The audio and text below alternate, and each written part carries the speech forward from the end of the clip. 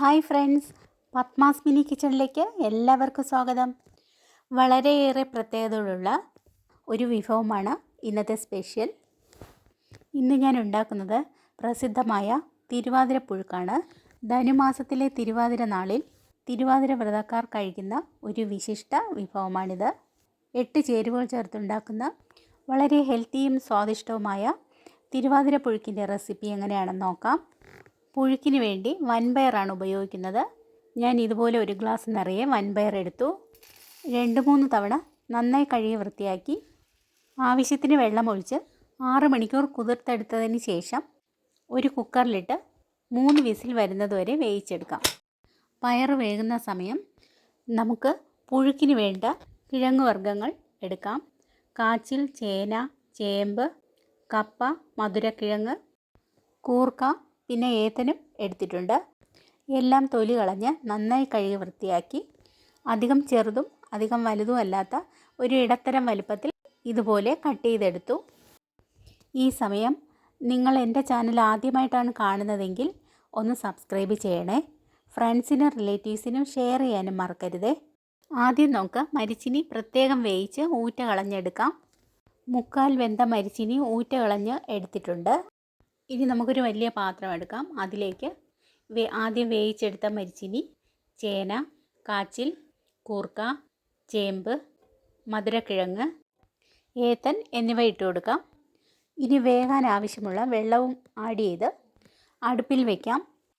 ഇനി stove on ചെയ്ത് medium flame ആക്കിയതിന് ശേഷം 1/4 സ്പൂൺ മഞ്ഞൾപ്പൊടിയും 1/4 സ്പൂൺ എരിവുള്ള മുളക് പൊടിയും ആഡ് ചെയ്ത് മൂടി വെച്ച് വേവിക്കാം. ഈ സമയം നമുക്ക് ഒരു ചെറിയ ജാറിൽ 1/2 കപ്പ് ചിരകിയ തേങ്ങയും ഒരു വലിയ പച്ചമുളക്, നല്ല എരിവുള്ള പച്ചമുളകാണ്, 1/4 സ്പൂൺ ജീരകവും ആഡ് ചെയ്ത് ചെറുതായി ഒന്ന് കറക്കിയെടുക്കാം. ഒരുപാട് അരഞ്ഞു പോകരുത്.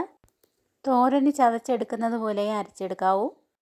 ഇനി നമുക്ക് മൂടി മാറ്റി വേവ് നോക്കാം. കിഴങ്ങുകളെല്ലാം പകുതി വെന്തിട്ടുണ്ട്. ഇനി ഇതിലേക്ക് 1 സ്പൂൺ നിറയെ ഉപ്പും വേവിച്ചെടുത്ത വൻപയറും ആഡ് ചെയ്ത് നന്നായി ഇളക്കി യോജിപ്പിക്കാം. നന്നായി മിക്സ് ചെയ്തതിന് ശേഷം ലോ ഫ്ലെയിം ആക്കാം. ഫ്ലെയിം കൂട്ടി വെച്ച് വേവിച്ചാൽ അടി പിടിക്കാൻ സാധ്യതയുണ്ട്. അതുകൊണ്ട് ലോ ഫ്ലെയിമിലിട്ടാണ് ഇനി വേവിക്കേണ്ടത്. ഇനി നമുക്ക് ചതച്ചെടുത്ത അരപ്പ് ഇതിലേക്ക് ആഡ് ചെയ്യാം. അരച്ച ജാറിൽ 1/2 കപ്പ് വെള്ളം ആഡ് ചെയ്ത് ജാറ് കഴുകി ഇതിലേക്ക് ഒഴിച്ചു കൊടുക്കാം. ഇത് നന്നായി ഇളക്കി യോജിപ്പിച്ച് കൊടുക്കാം. ഇത് വ്രതക്കാരുടെ കറി ആയതുകൊണ്ട് ഈ പുഴുക്കിൽ ഉള്ളി ചേർക്കുന്നില്ല. എല്ലാ വ്രതങ്ങൾക്കും നമ്മൾ ആ ദിവസം ഉള്ളി ചേർക്കാത്ത ഭക്ഷണമാണ് കഴിക്കുന്നത്. അതുകൊണ്ട് ഇതിലും ഉള്ളി ചേർക്കേണ്ട ആവശ്യമില്ല. നമ്മുടെ പുഴുക്കിൻ്റെ എല്ലാ കഷ്ണങ്ങളും നന്നായി വെന്തുടഞ്ഞിട്ടുണ്ട്. ഈ സമയം നിങ്ങൾക്ക് ഉപ്പ് കൂടുതൽ ആവശ്യമെങ്കിൽ ചേർക്കാം. ഞാൻ ചേർത്തത് കറക്റ്റായിരുന്നു. കറക്റ്റ് പാകത്തിന് ഉപ്പ് ഉണ്ടായിരുന്നു. നമ്മുടെ പുഴുക്ക് റെഡിയായിട്ടുണ്ട്. ഇനി സ്റ്റൗ ഓഫ് ചെയ്തതിന് ശേഷം കുറച്ച് കറിവേപ്പില ഇതുപോലെ കൈ കൊണ്ടൊന്ന് ഞെരടി അതിലേക്ക് ഇട്ട് കൊടുക്കാം. അവസാനം 1 സ്പൂൺ പച്ച വെളിച്ചെണ്ണ കൂടി നമുക്കിതിലേക്ക് ഒഴിച്ചു കൊടുക്കാം. നമ്മുടെ വളരെ ഹെൽത്തിയും ടേസ്റ്റിയുമായ തിരുവാതിര പുഴുക്ക് റെഡിയായിട്ടുണ്ട്. 5 മിനിറ്റ് മൂടി വെച്ചതിന് ശേഷം മാത്രം സെർവ് ചെയ്യുക. നിങ്ങൾ ഇതുപോലെ തന്നെ ഒന്ന് ഉണ്ടാക്കി നോക്കൂ. ഫീഡ്ബാക്ക് അറിയിക്കാനും മറക്കരുത്. വളരെ ഹെൽത്തിയും ടേസ്റ്റിയുമാണ് തിരുവാതിരപ്പുഴുക്ക്. എൻ്റെ ഈ വീഡിയോ നിങ്ങൾക്ക് ഇഷ്ടമായെങ്കിൽ സബ്സ്ക്രൈബ്, ഷെയർ, ലൈക്ക്, കമൻറ്റ് എന്നിവ ചെയ്യണേ. ബെൽ ബട്ടൺ കൂടി ക്ലിക്ക് ചെയ്യണേ. എൻ്റെ കുക്കിംഗ് വീഡിയോ കാണുകയും എന്നെ പ്രോത്സാഹിപ്പിക്കുകയും ചെയ്യുന്ന എല്ലാവർക്കും എൻ്റെ നന്ദി അറിയിക്കുന്നു. നാളെ പുതിയൊരു ഈസി റെസിപ്പിയുമായി വരുന്നതാണ്.